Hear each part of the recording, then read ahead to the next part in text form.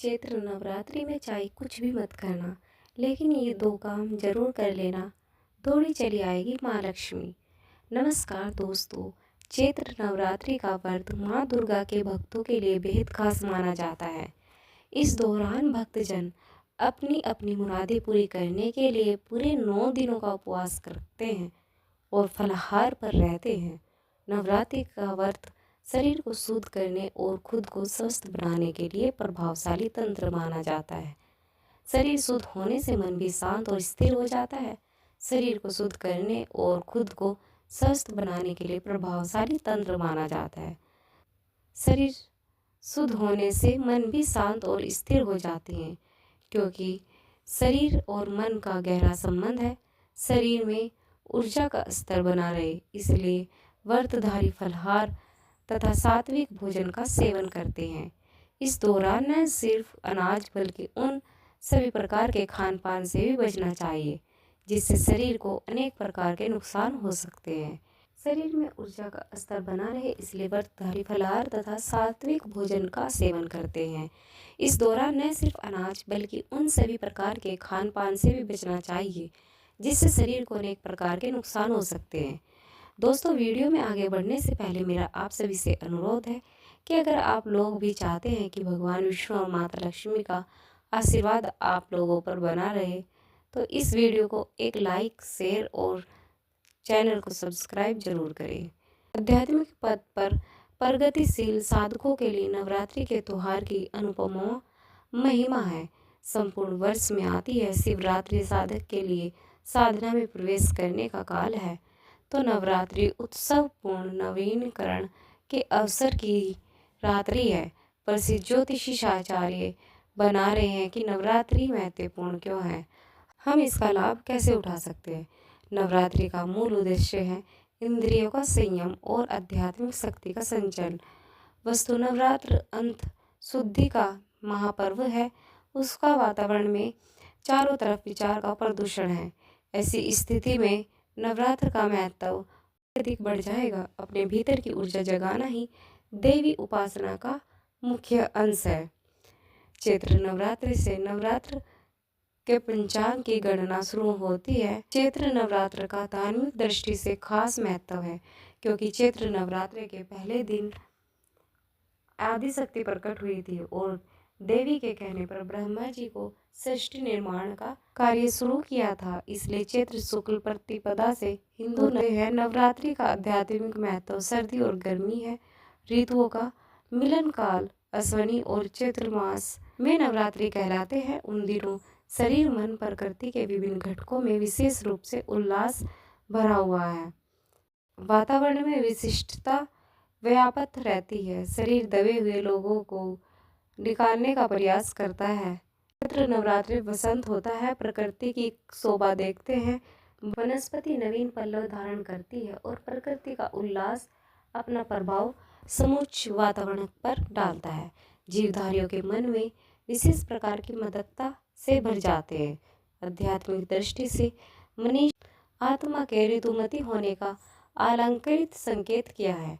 उसने उनके अनुसार इन दिनों वह अपने प्रियतम परमात्मा से मिलने आई है। मिलने के लिए विशेष रूप से आतुर होती है। 9 दिन का व्रत उपवास प्राकृतिक उपचार के समतुल्य माना जाता है। इसमें प्रायश्चित के निष्कासन और पवित्रता की अवधारणा दोनों भाव है। नवरात्रि में व्रत का उद्देश्य, नवरात्रि के समय प्रकृति में विशिष्ट ऊर्जा होती है जिसको आत्मसात कर लेने पर व्यक्ति का कायाकल्प हो जाता है। व्रत में हम कई चीज़ों से परहेज करते हैं और कई वस्तुओं को अपनाते हैं। आयुर्वेद की धारणा है कि पाचन क्रिया की खराबी से ही शारीरिक रोग होते हैं, क्योंकि हमारे खाने के साथ जहरीले तत्व भी हमारे शरीर में जाते हैं। आयुर्वेद में माना गया है कि व्रत से पाचन प्रणाली ठीक होती है। व्रत उपवास का प्रयोजन भी यह है कि हम अपनी इंद्रियों पर नियंत्रण करके अपने मन मस्तिष्क को केंद्रित कर सके। मनोविज्ञान यह भी कहता है कि कोई भी व्यक्ति व्रत उपवास एक शुद्ध भावना के साथ रखता है, उस समय हमारी सोच सकारात्मकता रहती है, जिसका प्रभाव हमारे शरीर पर पड़ता है, जिससे हम अपने भीतर नई ऊर्जा महसूस करते हैं। इस समय प्रकृति अपना स्वरूप बदलती है। वातावरण में एक अलग सी आभा देखने को मिलती है। पतझड़ के बाद नवीन जीवन की शुरुआत, नई पत्तियों और हरियालों की शुरुआत होती है। संपूर्ण सृष्टि में एक नई ऊर्जा होती है। इस ऊर्जा का सकारात्मक उपयोग करने के लिए हमें व्रतों का संयम नियम बहुत लाभ पहुंचाता है। नवरात्रि में कृषि संस्कृति को भी सम्मान दिया गया है। मान्यता है कि सृष्टि की शुरुआत में पहली फसल जौ ही थी, इसलिए हमें प्रकृति माँ लक्ष्मी को समर्पित करते हैं जो। दोस्तों, सबसे पहले आइए जानते हैं नवरात्रि पूजन कैसे करें। नवरात्र के पहले दिन घर के मुख्य द्वार के द्वार के दोनों स्वास्तिक बनाए और दरवाजे पर आम के पत्ते का तोरण लगाए, क्योंकि माना जाता है इन दिनों भक्तों के घर में आती है लक्ष्मी। माना जाता है कि ऐसा करने से माँ लक्ष्मी भी प्रसन्न होती है और आपके घर में निवास करती है। नवरात्रि में माता की मूर्ति को लकड़ी की चौकी और आसन पर स्थापित करना चाहिए। जहाँ मूर्ति तस्वीर ये स्थापित करते हैं, स्वास्तिक का चिन्ह बनाते हैं। जहाँ मूर्ति या तस्वीर स्थापित करते हैं वहाँ पहले स्वास्तिक का चिन्ह बनाए, उसके बाद रोली और अक्षत से टीके और फिर वह माता की मूर्ति को स्थापित करे। उसके बाद विधि विधान से माता की पूजा करे। वास्तु शास्त्र के अनुसार उत्तर और उत्तर पूर्व दिशा यानी कि ईशान के लिए सर्वोत्तम स्थान माना गया है। आप भी अगर हर साल कलश स्थापना करते हैं तो आपकी इसी दिशा में कलश रखना चाहिए और माता की चौकी सजानी चाहिए। नवरात्रि के दिनों में कण कण में माँ दुर्गा का वास माना जाता है। नवरात्रि में करें वास्तु दोष के कुछ उपाय। वास्तु में बताया गया है कि एक चावल से भरा पीतल का कलश अपने मंदिर के ऊपर पूर्व में रखना समृद्धिदायक होता है। ऐसा करने से माँ आपके धन धान्य में वृद्धि करती है, आपके घर में समृद्धि आती है। पूजन कक्ष साफ सफाई हो और उसकी दीवारें हल्की पीली गुलाबी जैसे आध्यात्मिक रंग की हो तो अच्छा है, क्योंकि ये रंग आध्यात्मिक ऊर्जा के स्तर में बढ़ाते हैं। इसके साथ ही काले, नीले और भूरे जैसे तास्मिक रंगों का प्रयोग पूजा कक्ष की दीवारों पर नहीं होना चाहिए। शास्त्रों के अनुसार कलश को सुख, समृद्धि, वैभव और मंगल कामनाओं का प्रतीक माना जाता है। वास्तु के अनुसार ईशान कोण यानी उत्तर पूर्व दिशा जल एवं ईश्वर का स्थान माना जाता है और यहाँ सर्वाधिक सकारात्मक ऊर्जा रहती है।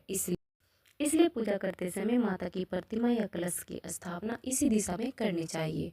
देवी पूजा अनुष्ठान के दौरान मुख्य द्वार पर आम या अशोक के पत्तों का तोरण बनवाकर लगाने से घर में नकारात्मक शक्तियाँ प्रवेश करती है। नवरात्रि के नियम। नंबर 1, नवरात्रि का व्रत रखने और पूजा करने का कुछ नियम भी है। मान्यताओं के मुताबिक जो भक्त इन नियमों के साथ मानता है, रानी की पूजा उपासना करता है, उस पर माता रानी की अति कृपा होती है। माता रानी उसकी सभी मनोकामनाएं पूर्ण करती है। नंबर 2, धार्मिक कार्यों में मन लगाए। नवरात्रि के 9 दिन में व्रतधारी को अपना मन भौतिकता की चीज़ों से दूर रखना चाहिए। उन्हें अपना मन हमेशा माता रानी के चरणों में लगाकर रखना चाहिए। धार्मिक कार्यों में समय बिताना चाहिए। इस दौरान दुर्गा चालीसा और दुर्गा सप्तशती का पाठ करते रहना चाहिए। नंबर 3, कन्याओं और महिलाओं का सम्मान करना चाहिए। इसलिए भारतीय परंपरा में कन्याओं को माँ दुर्गा का स्वरूप माना जाता है। इसी कारण से लोग नवरात्रि में कन्याओं का पूजन कर पुण्य प्राप्त करते हैं। नवरात्रि के दिन में सभी महिलाओं में किसी न किसी देवी का स्वरूप होता है, इसलिए किसी भी कन्या या महिला के प्रति असम्मान का भाव नहीं रखते, बल्कि उनमें दुर्गा के किसी न किसी स्वरूप को मानकर माँ ही करना चाहिए। नंबर 4, घर को न छोड़े अकेला। यदि घर में कलश की स्थापना हुई हो या माता की चौकी लगी हो, हमेशा किसी को हमेशा उसके पास रहना चाहिए। इस दौरान घर में किसी एक व्यक्ति का होना जरूरी होता है। व्रतधारी को दिन में नहीं सोना चाहिए।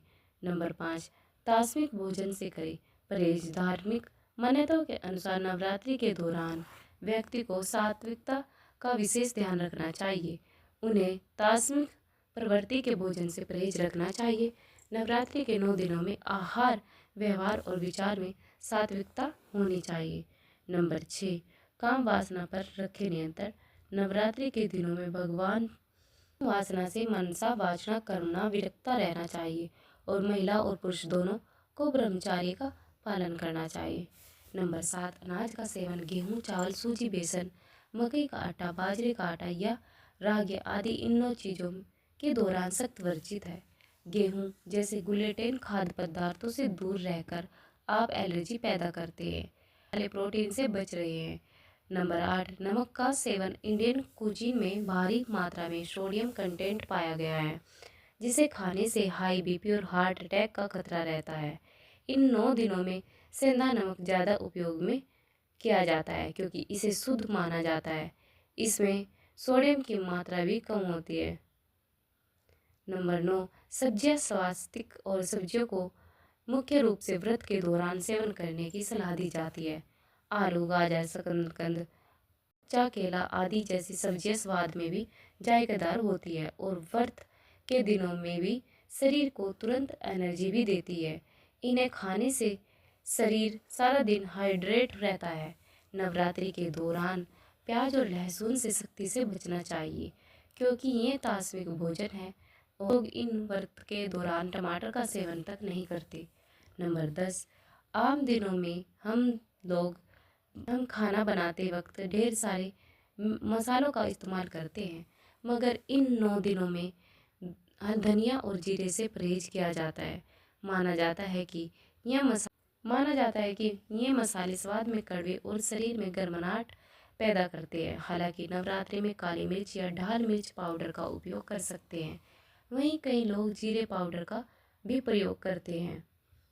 मछली और धूम्रपान।